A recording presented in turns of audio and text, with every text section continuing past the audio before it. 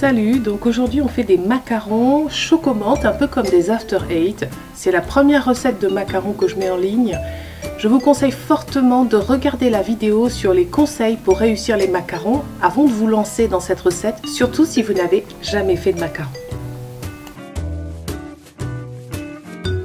Donc vous cliquez sur le lien en haut à droite de l'écran et vous prenez le temps de regarder toutes les étapes, tous les conseils que je donne, parce qu'il y a des tas de choses que je ne vais pas redire dans cette vidéo. Et je pense que c'est important pour être sûr que vous allez réussir vos macarons. On commence d'abord par préparer son matériel. Ensuite, on va faire sa ganache. Comme ça, elle aura le temps de refroidir et de durcir dans votre frigidaire.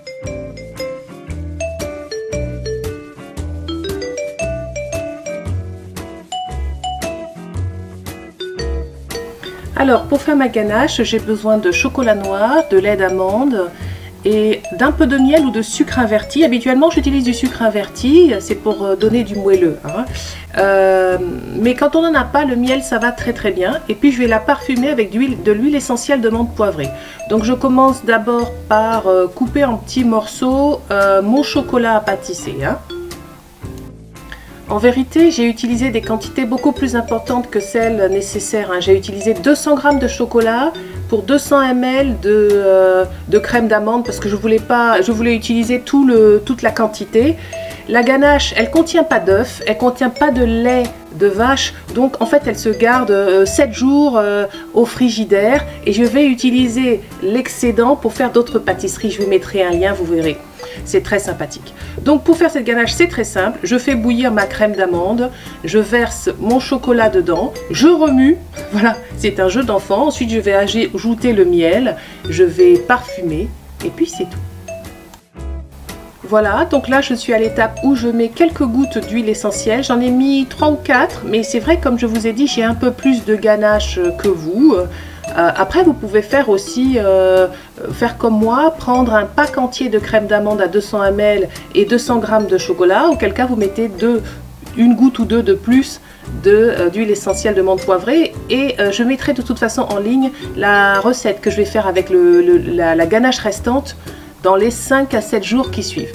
Donc ensuite, je mets ma ganache dans une poche et puis je la mets au frigo pour entre 2 et 4 heures pour qu'elle durcisse. Voilà, tout simplement.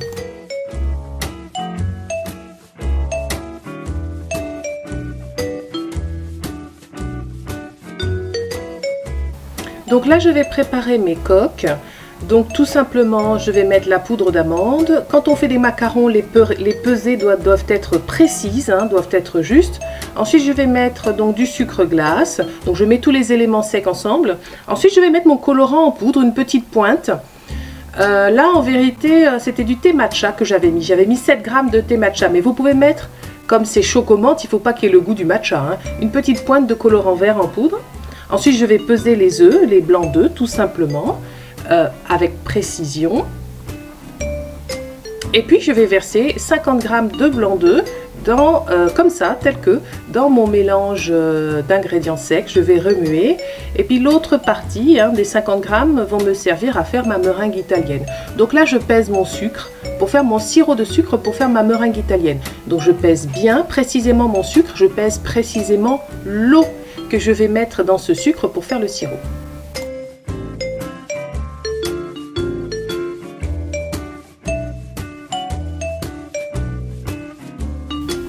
Donc voilà, je vais faire ma meringue italienne. Là, il vous faut un thermomètre de cuisson, ok? Et vous mettez tous les ingrédients, tout au plus proche de la casserole. Parce que ce qu'on va faire, c'est que je vais battre les blancs d'œufs. J'ai mis une pincée de sel dans mes blancs d'œufs pour faciliter la montée. Et puis, je mets à chauffer mon eau et mon sucre. Et quand la température atteindra 119 degrés, je vais arrêter et verser en filet dans mes blancs d'œufs battus. Je bats mes blancs jusqu'à ce que le fouet commence à marquer. Et à ce moment-là, c'est là que je pourrais verser mon sucre qui est entre 118 et 121 degrés, tout en continuant de remuer. Je vais obtenir une meringue lisse, brillante. Donc là, je surveille mon thermomètre. Alors je ne sais, oui on voit quand même bien. Si vous avez un écran assez grand, vous voyez que là, je vais verser, enfiler le long des bords du bol, tout en remuant, tout en continuant de fouetter mes blancs, voilà. Et ensuite je vais fouetter jusqu'à refroidissement de ma meringue. Alors refroidissement, ça veut dire quoi? Ça veut dire que ça va assez vite, hein, ça refroidit assez vite. Je fouette jusqu'à ce que ça atteigne 45-50 degrés, voilà. Donc là je vérifie avec mon thermomètre.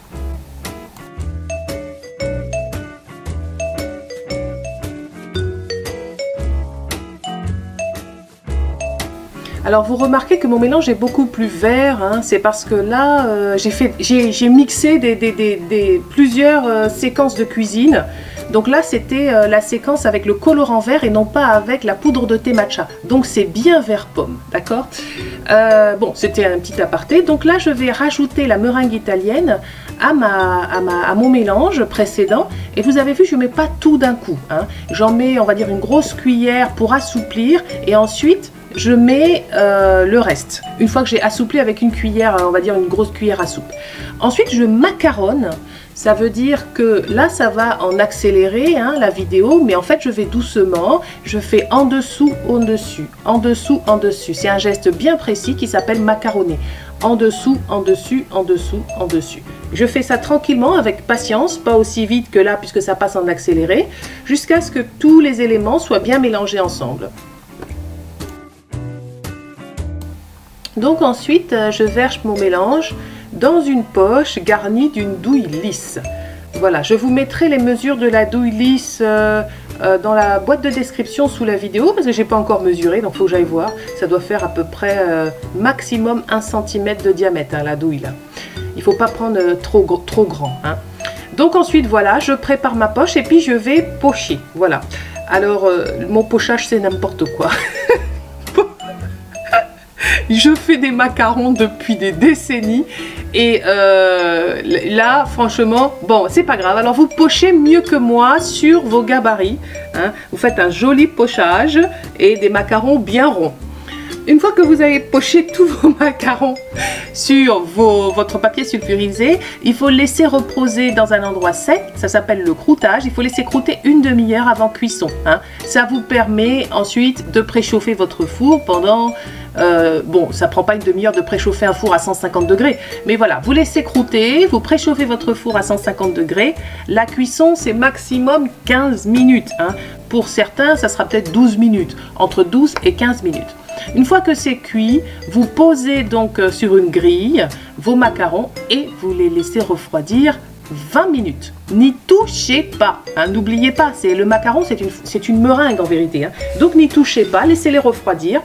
Quand ils sont bien froids, ils se décollent tout seuls. Voilà, c'est un jeu d'enfant.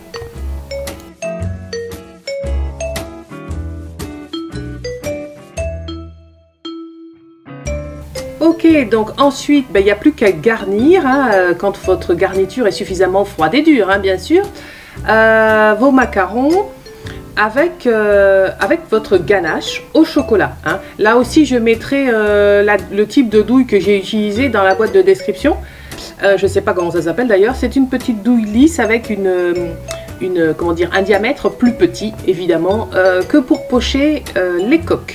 Donc voilà, je garnis mes macarons un par un. J'essaie de mettre ensemble des coques qui sont à peu près de la même taille, hein. J'ai pas tellement réussi mon pochage, mais bon, mes coques sont quand même à peu près rondes, donc ça va aller. Comment savoir si vous avez réussi vos coques? Je l'ai dit dans la vidéo de conseil, normalement des coques réussies ont une collerette. C'est ça qui vous, comment dire, qui démontre que vous avez réussi vos macarons.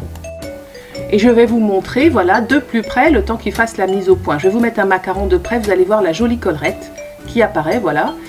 Et là, ça veut dire que le macaron est réussi. Ensuite, on garde les macarons au frigidaire. Pour savoir comment, dans quelles conditions, il faut écouter la vidéo de conseil. Et puis, en lien, je vous mets une vidéo pour faire un dessert très sympathique avec le reste de la ganache, s'il vous reste de la ganache. Parfois, il nous reste de la ganache, hein. Voilà, je vous dis salut, à bientôt mes amis.